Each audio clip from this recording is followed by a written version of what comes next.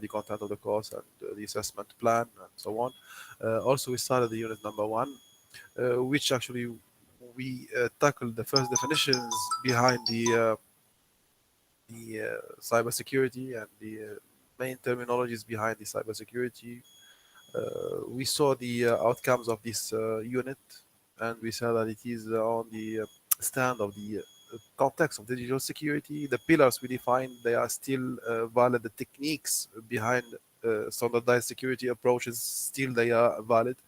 And we'll just see other perspectives towards the framework, because the cyber we are dealing with the remote and the network based security. So there will be additions to on top of what we saw in the digital computer security, digital security, or the computer security course. The first two definitions we tackled, they are very famous, and you have to have them clearly in your head. The computer security as first one, we said that it is the context of securing assets from being, let's say, theft or destroyed, based on the setup of the CIA,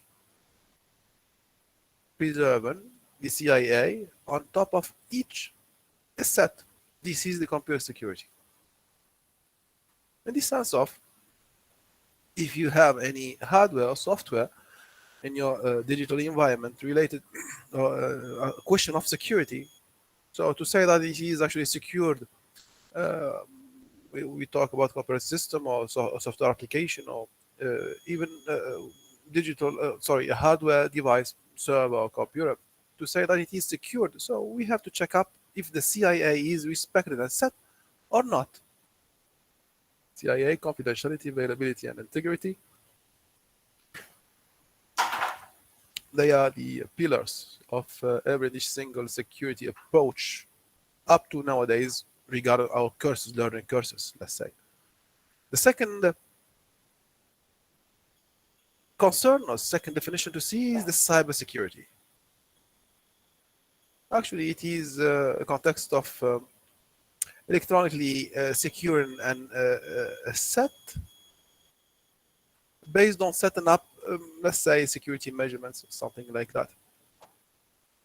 So to secure against attacks, or let's say criminals, based on the usage. So unauthorized access, if you just prevent that, this is the cybersecurity. Unauthorized disclosure, if you just do that, prevent that, so this is a security, this is a cybersecurity that you are settling up. So as per the phrase, it says being protected against the criminal. So this is actually a measurement that you have to settle. So this is the cybersecurity. Yes. So the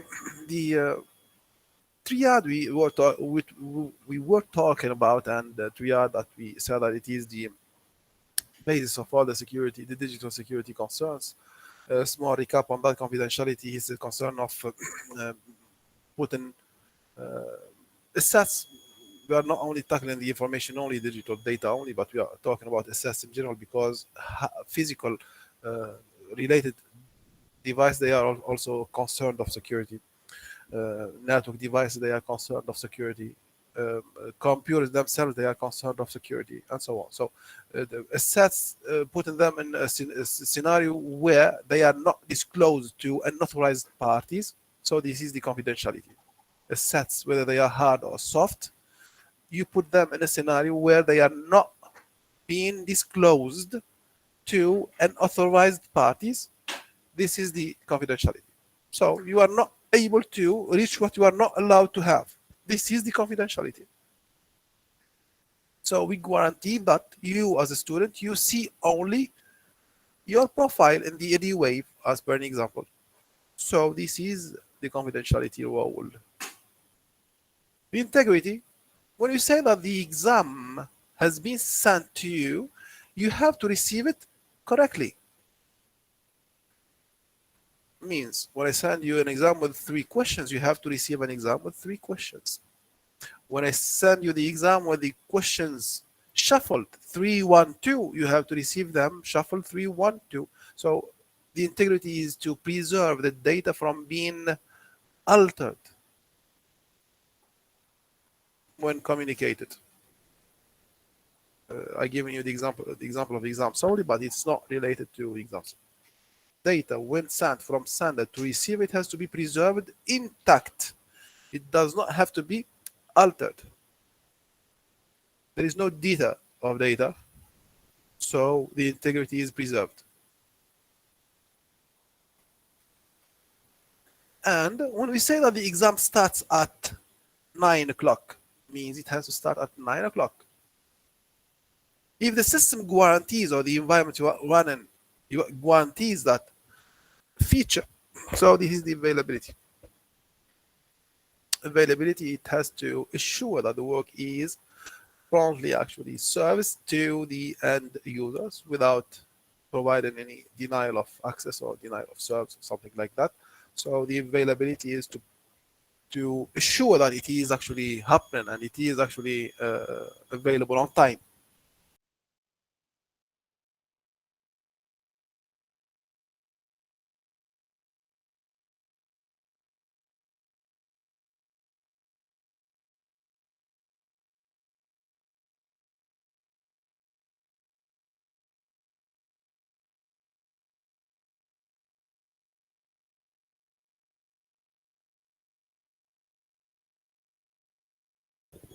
Sorry for the interruption. So CIA actually is a recap on that. Still, we continue on the pillars that they define actually the security measures. The authenticity is another context via which actually we see that the let's say the resource requester is a trusted party, so it is authentic. So A is trying to access a resource.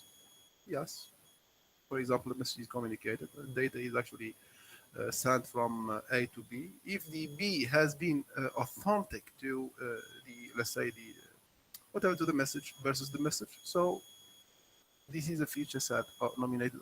Actually, this is the authenticity. Accountability is to trace back who is the sender, as per an example, I may say, generates the requirements for action of an entity to be traced uniquely to that individual. Actually, here, in the sense of to trust that whomever is sending the message is trusted. To trust the sender, the origin of communicated data. When we say message, just remember that when we say message, there is a data to communicate. We may say actually it's a simple message, yes. It is a data to share. It is a resource to share, and so on. So whatever.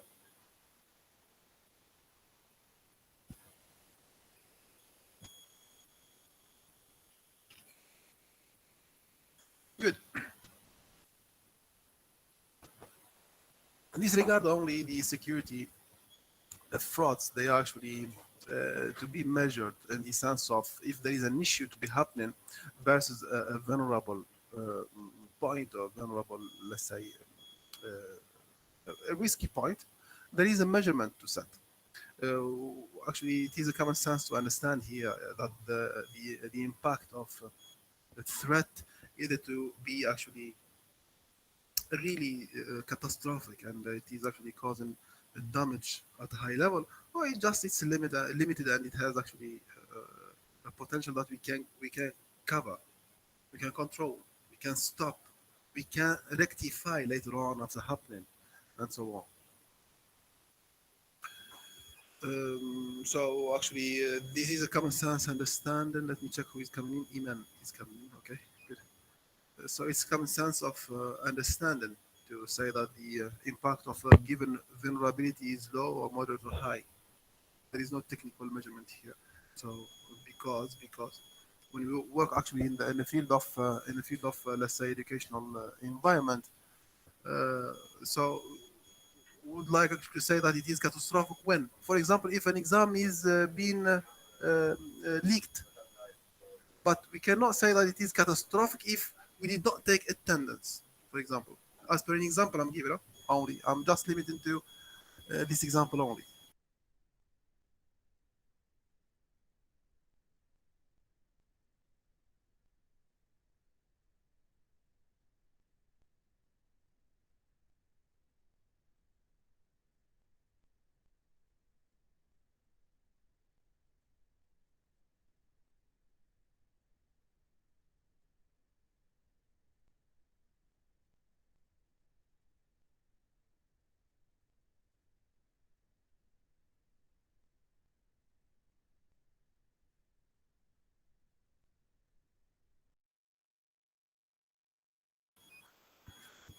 So we continue. Sorry for the interruption, actually. Um,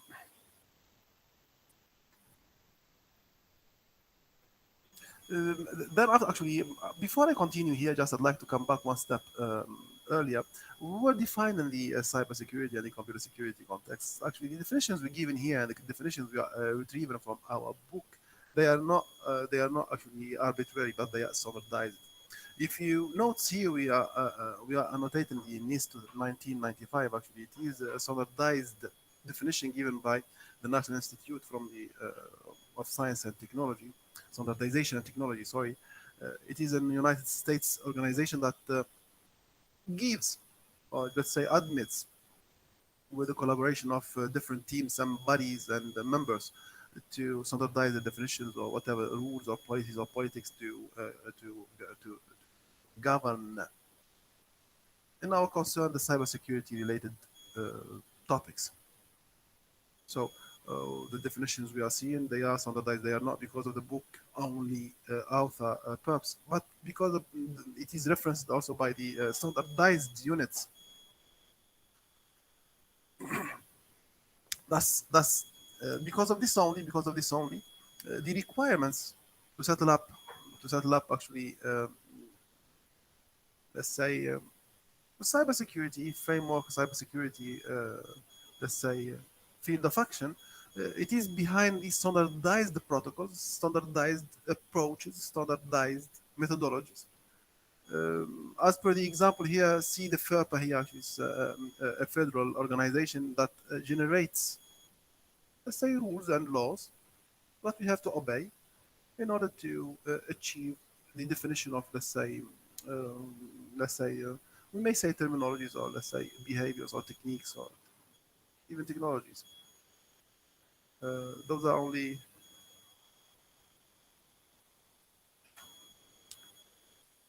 concern of reading only.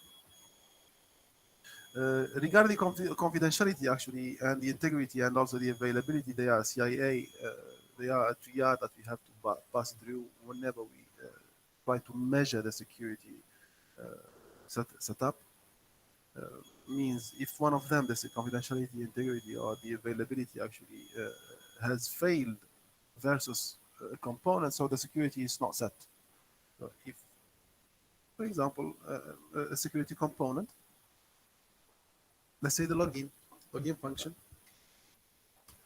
uh, integrity feature has failed versus the login. When you talk about, for example, about the login in the anyway, now system, now campus, if the confidentiality, yes, it's confidential. Yeah, you can register, you can log in very safely, you can select courses and so on.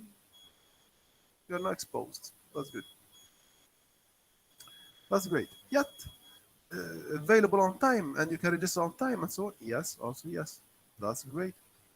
Okay, but the username and password, is it actually validated by, let's say, a validating body? Is it truly trusted by the anyway? If for a reason or another it's not, so the integrity is not settled, so we can generate the fake username and the fake password, and thus the security is not guaranteed. I want you to understand the concept. So the CIA here, I took the example of the login. You as a student only, you are able to, yes, be isolated from others somehow whenever you are using the front end solution. Yes, so you are isolated. If you are actually using the system on time and in an appropriate level, yes, so appropriate environment, sorry, so it's available on time. That's great. Availability is guaranteed. But when we come to the generation of the back end credentials, so if it's not guaranteed, so the integrity is not set. What does mean means usernames and passwords might be fake. Might be actually there might be a possible generation of fake users and usernames and fake passwords. And here we see the integrity is not respected. So so in this regard, the full system security is not guaranteed. Whether we have two, they are guaranteed, and one not. No, it's not a majority here, whether to respect all or not.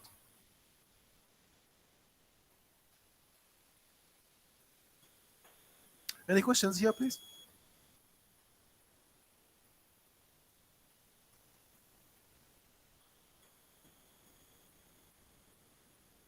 By the way, actually, I'd like to invite you to activate the captions on bottom of the screen in order to understand what I say. If you are not able to hear me, you can at least read what the translation displays to you. So you can activate the captions from down of the screen in your hand. So from the challenges that we have to consider when talking about the cybersecurity environment, remember the context of the cyber security. It's a context of which war. So we have to talk about the knowledge here. So if you say that I am perfectly capable of recognizing the computer security or the information assurance and security, computer security costs, components, so that's great. So it does not mean that you are able to succeed in this cybersecurity field. Whenever you are, for example, you present yourself to work as a cybersecurity expert in an organization or whatever, in an environment. So here you have to remember that the cybersecurity, yes, you'll have to use your skills, but your skills you are going to use them for what? As per the definition of the cybersecurity, it is to defend against criminals. But whom are the criminals? They are the persons who have the knowledge. They are capable of segregating systems body into parts, and they can infiltrate and can get access to closed or isolated environments somehow. Thus, the cybersecurity, it is a battle of wits. A battle of wits. عقول. حرب العقول. Between whom and whom? You as an admin, let's say cybersecurity agent, and the criminals from the other side. They are persons like you, but they have knowledge. Also, yeah, technical, and you have knowledge. Yes, absolutely. This one has to have at least one successful tactic to be a cracker, a hacker, or an attacker, or some to be criminal. But you, as an admin, you have to have the knowledge fully about the environment you are in order to be successful and to say that you are a cybersecurity admin. If you fail in one, you failed. You are not. But the attack, if he succeeds in one, he's an attacker. He's a criminal. Thus, this is a continuous, without stop, without fail, a battle of wits. Questions, please.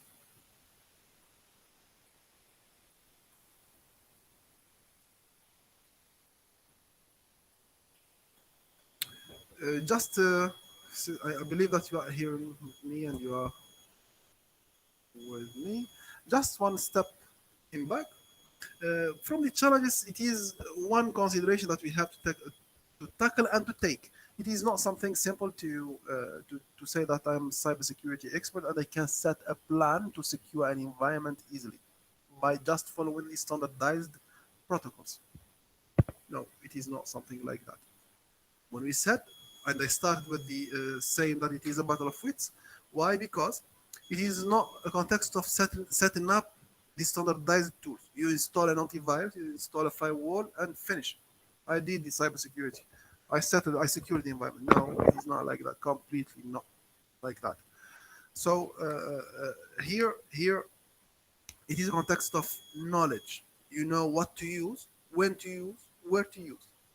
So the capability of an attacker is how to deploy all of them. The tools, the where and the when. So consider the capability of such attacker or such given, let's say, criminal, is to recognize what are the tools to be utilized by them, where to use them means the access points, when to use them means actually when it's open or when it's closed, and so on.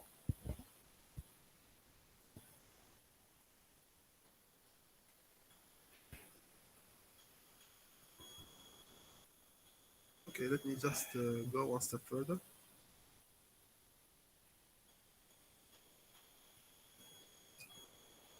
Okay, terminologies. Terminologies. We are familiar a little bit with the majority of them, but even though let's pass through. Starting with the first one, actually in the cybersecurity concern, the cybersecurity environment, the cybersecurity field, there is an attacker, a criminal, and there is a security agent, and there is a security mechanism. The attacker actually is the adversary, is the threat agent. The attacker is the adversary. The threat agent is the one who is to be considered as a criminal. He is the threat doer or threat cause. He's the one who do the bad action. So we say that this is the adversary. The action to do, the action done, realized by the adversary is the attack. He attacks your system. He attacks your application. He attacks your framework or work plan or work area.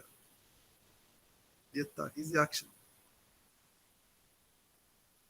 It's an assault on a system actually that you are controlling. Mainly, the purpose of the attack it's not to break the security itself, as per action to do. Mainly you are going to break the security, yes, but it's not to break the security for its purpose. It's to break the security to reach the resources, whatever they are, files or data or whatever. So the purpose of whatever attack is, in our concern the cybersecurity, it is not to break the security and stop there. It is not for breaking the security for itself. No, it is to break the security to reach the resources. There is something behind. There is another step further and deep. To stop such attack and to control it and to block it, it is the countermeasure role. So to block the attack, we have to settle up a countermeasure.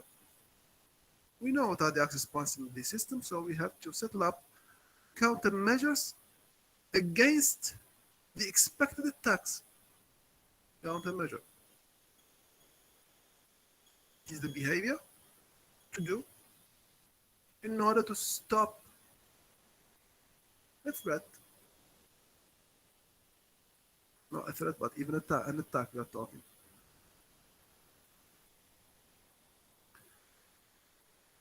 A risk, it is something actually that we expect that it is going to cause a problem. It is not something happened.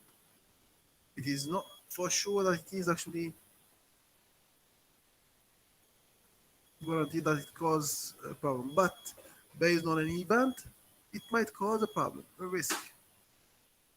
If something happens, so this one is a problematic cause, problematic scenario. This is a risk. It's an expectation of, it's a probability of a problem, the risk, future cause, sorry, future problem, future threat, future threat, the threat, something that causes a problem. But the risk, it is an expected threat in future. The threat has to cause a harm. The risk, no, it depends on the scenario. If something happens, so at that time it is to become a threat. But without conditional events, it is not a threat. It is still a risk only. There are so many examples, but whatever. Policies and politics, they are logical approaches, rules that govern the way of action, the use of a system, the run of functions within a system, users logging in, availability of resources. They are logical rules to state what to deliver, what not to deliver, to control the full behavior from within a system itself, from within an environment in general, in an abstract view. Policies, politics, security policies. All what we said earlier, they are concerned of securing resources, which are viewed as assets. The assets, they are the logical and the physical. resources that they are concerned of action inside a framework or an environment inside the network where we are tackling the cybersecurity scenarios to apply or to deploy all the available resources from hard and soft. They are considered to be assets. Network devices, they are assets. Software applications we install, they are assets. Operating systems we install, they are assets. All the available resources inside the framework, they are considered to be assets.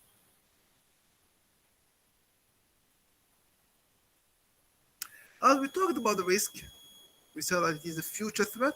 This is a threat.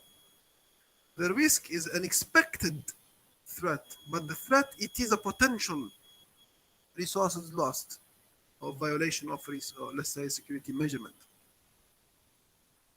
The threat, it is something clear or clearly seen as a problematic access point, a threat. Yes, if you do not do input validation in a form, a web form, so this is a threat.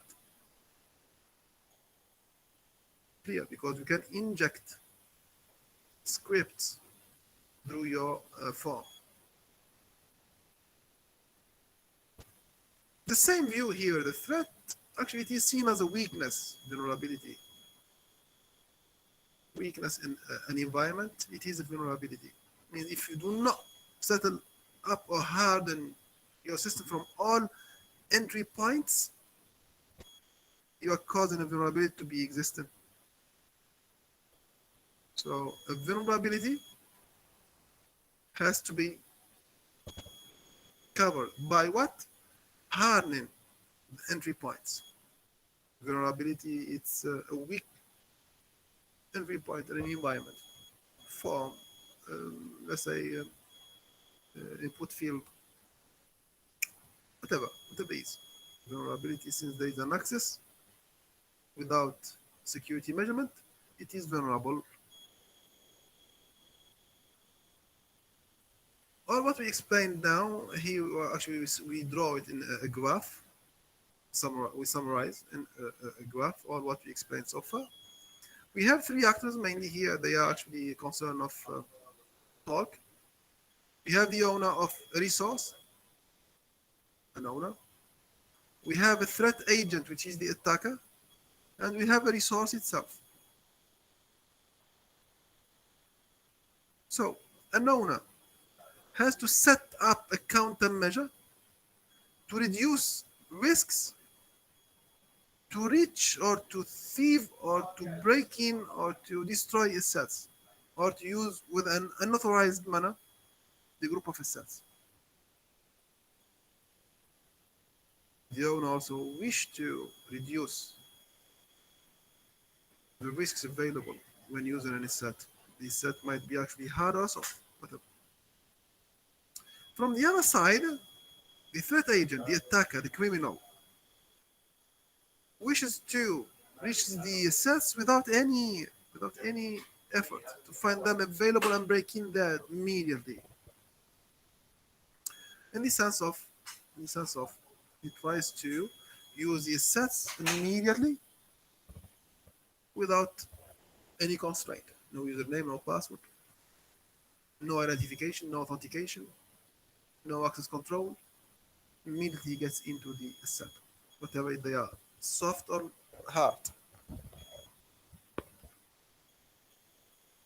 So the threat agent injects a threat in order to reach the asset. Any questions, please?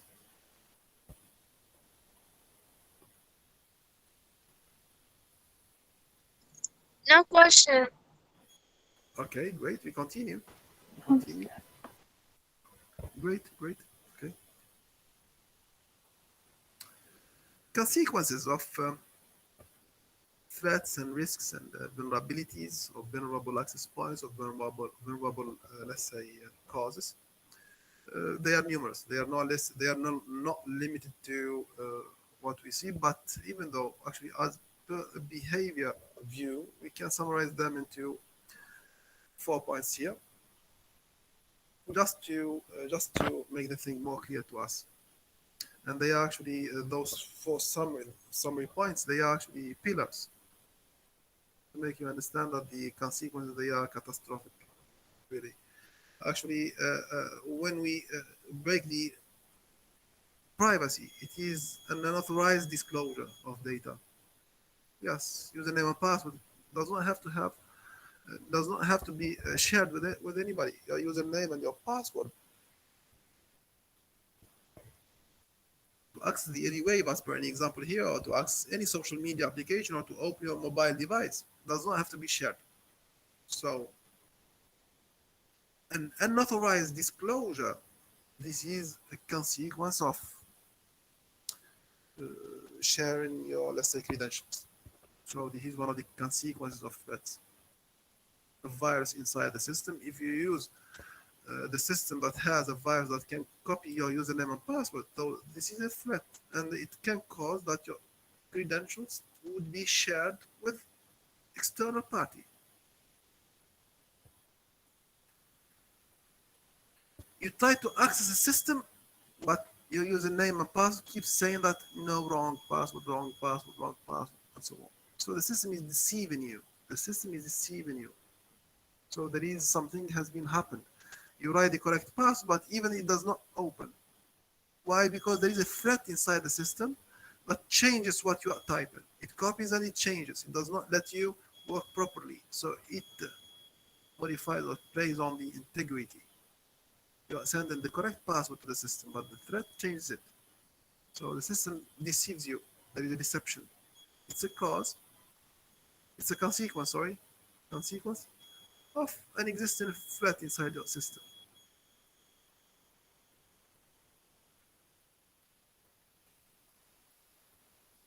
So why now you are present inside the class, but I may say that you are not here.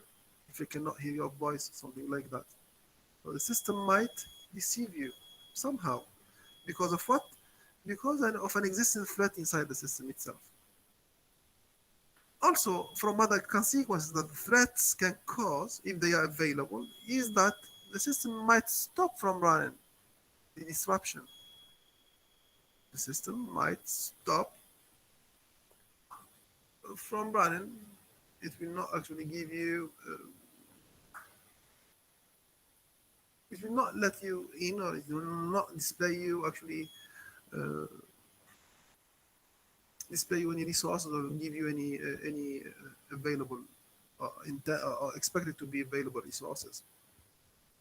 Disruption because of an available threat. The usurpation is another context to be a consequence of threat. Usurpation, it is a misuse of resources, a misuse of the system, misuse of the functionalities of a system. So it might cause actually a misappropriation, misuse, something to behave strangely, and so on. Usurpation. You are expected to have two files, you get only one. You are expected to have a full page loaded, but it does not load. The integrity is another context here. So the usurpation, it causes the integrity to be altered, detailed. So all of those, they are consequences behind available threats.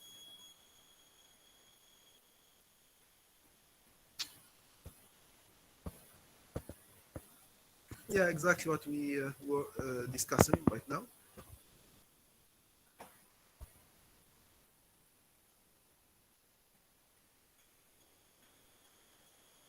So here in a graphical view, we have access points in an environment. We have access point in an environment. The environment in our example here in this view here, it has two devices, two computers communicating over a network remotely. Computer A in zone A, computer B in zone B. We have an access point where data has to be actually given. There have to be actually a control here. There have to be, it's a must, a control in this access point. Otherwise, it is breach, it is data breach, it is a fraud, and it is a threat.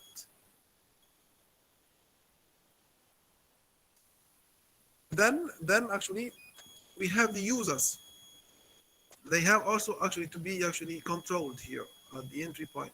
Means users use the system, but the system receives inputs. The user has to be controlled. Whomever who is able to use the system. The edge does anybody can use it? No, only the authenticated parties. If you have a correct name and password, you can use the edge otherwise not. So this is it. This is an example of controlling users here. Then we have the system to process his data. Then the data to be shared here. The shared data has to be also controlled. It has to be securely transmitted over the network. There have to be security scenarios for communicated data. So security number one, when inputting data. Security number two, when controlling the users. Security number three, when sharing resources over the network. Security number three, no, number four, sorry, when saving the data locally. Data inside a device has to be secured also, and especially, specifically, and especially when it is sensitive data. Means passwords, credit card numbers, something that it has to be completely secured and hidden. So sensitive data, it has to be securely saved and stored inside a device. Any questions, please? The same scenario here. Device number one has to happen also in device number two, No. number three, and number eight. Yeah, great. Great. So those security access points, number one, number two, number three, number four, they are valid for all devices inside the framework. We explained that the graph explains only in just one device, but for the all the devices, they are having the same scenario because the computer has to have an input, has to have users to access, has to process and store data inside, has to share resources also. All the activities they are to be done by all devices inside the framework. So all of them, they are a question of settling the security in all the access points, in all the entry points.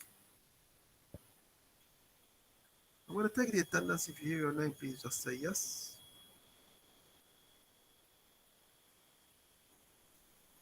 Afra, are you here? Yes.